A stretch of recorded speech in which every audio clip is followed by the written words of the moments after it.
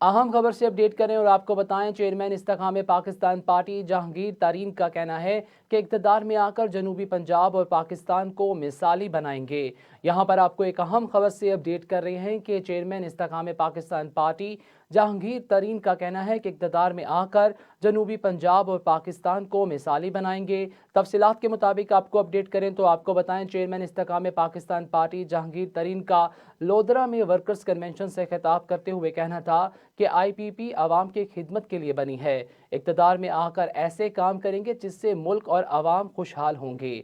मुल्क मजबूती से चलेगा तो सब कुछ ठीक होगा। इनका मजीद कहना था कि ईमानदार और समझदार लोगों के ऊपर आने से मैशियत ठीक होगी। मैशियत मजबूत होगी तो पाकिस्तान तरक्की करेगा।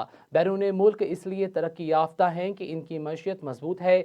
जहांगीर तरीन का मजीद कहना था कि ऐसा खुशहाल मुल्क बनाएंगे जहां नौजवान को बाइज्जत रोजगार मिलेगा। हमारा मंशूर आवाम दोस्त है, लोगों को थाना कचहरी की सियासत से निजात दिलवाएंगे।